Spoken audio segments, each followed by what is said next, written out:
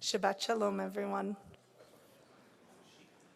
I'll wait a second, actually. People are still sitting down. We're in no rush.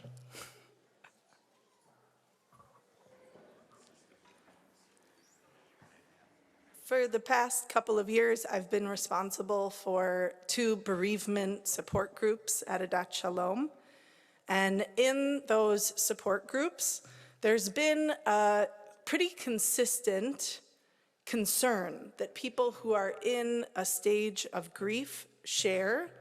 And I want to share it with all of you, and I think you will all be able on some level to relate to it.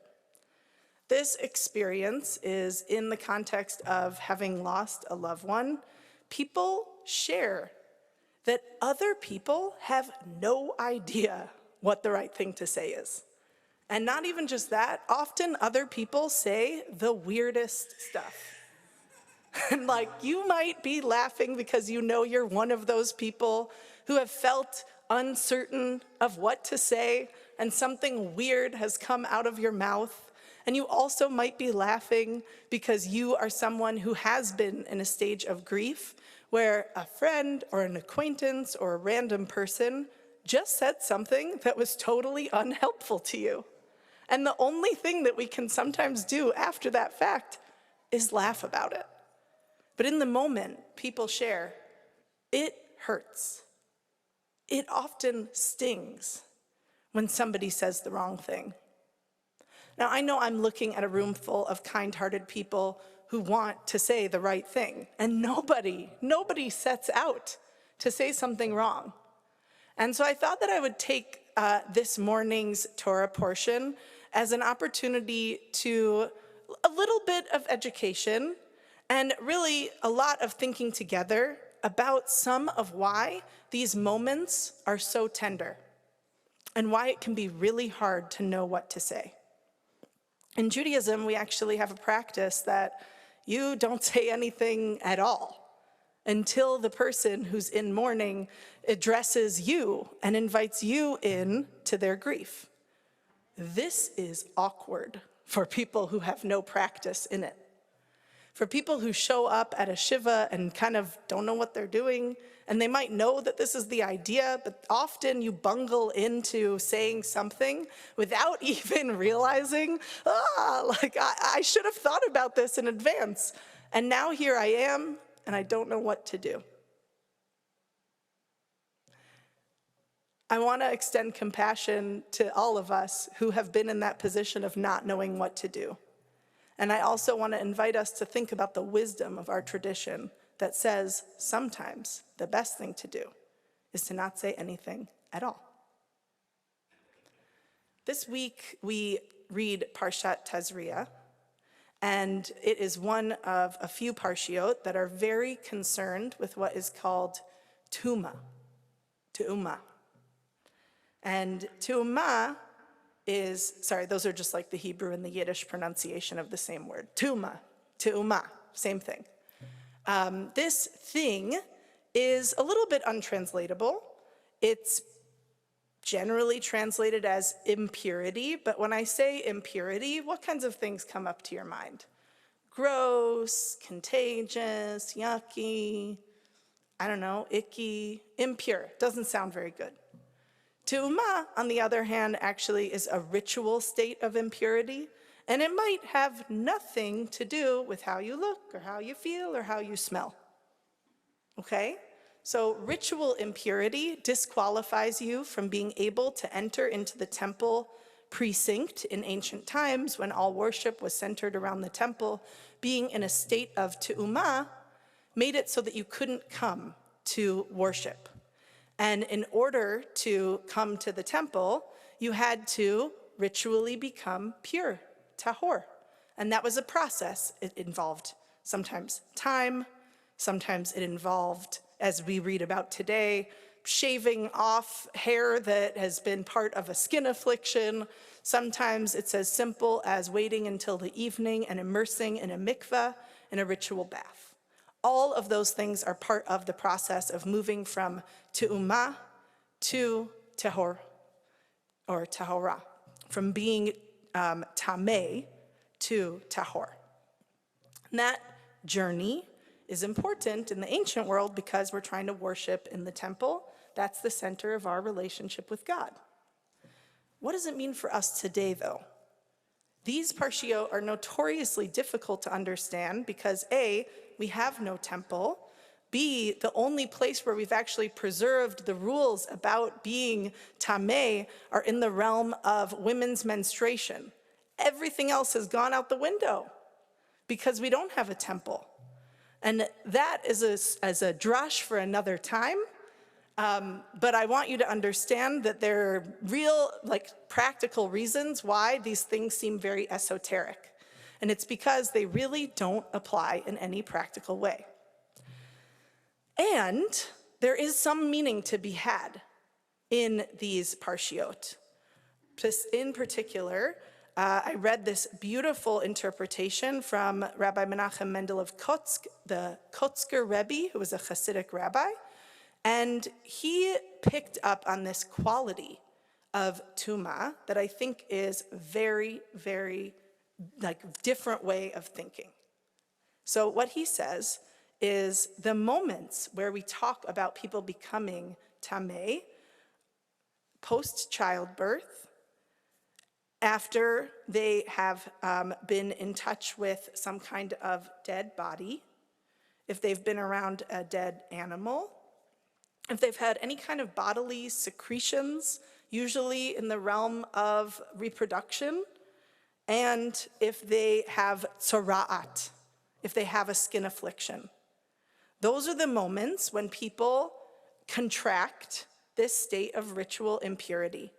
And the Kotzker Rebbe says, well, what do these things all have in common?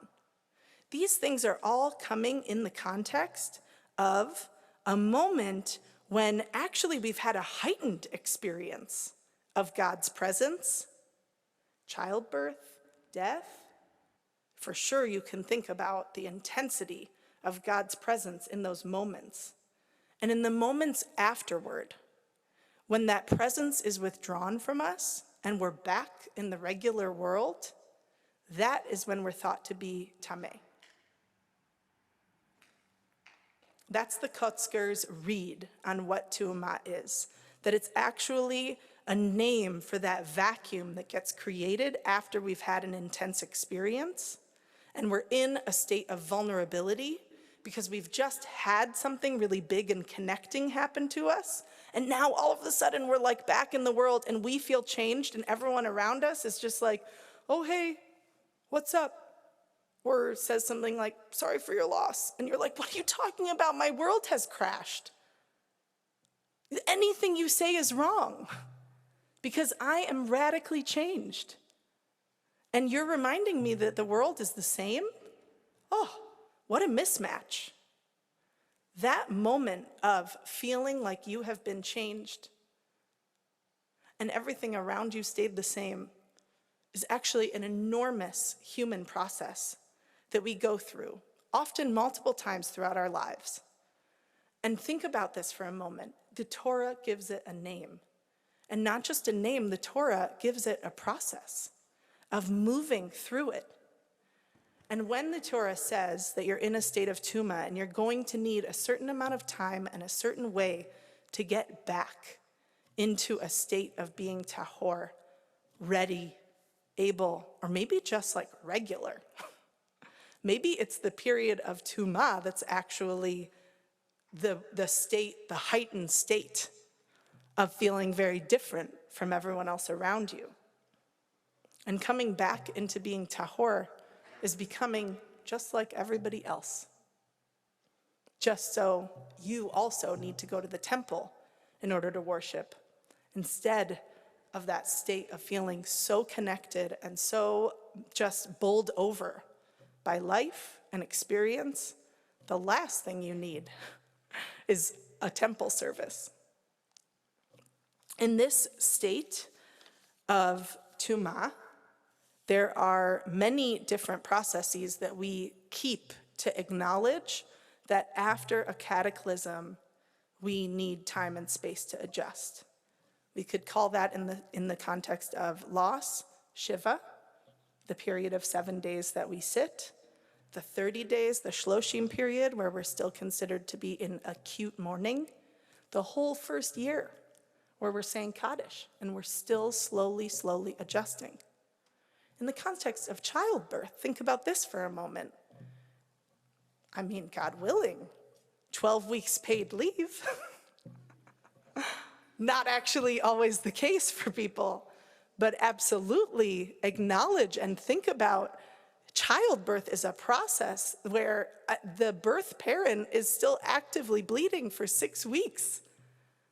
Tell me that doesn't require a certain amount of adjustment, a certain amount of coming back into society and transitioning from an incredibly heightened state of awareness of your body, of your vulnerability, to just getting back to normal and being in the world.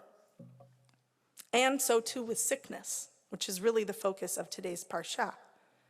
When you're in a state of sickness, you are in a state of vulnerability.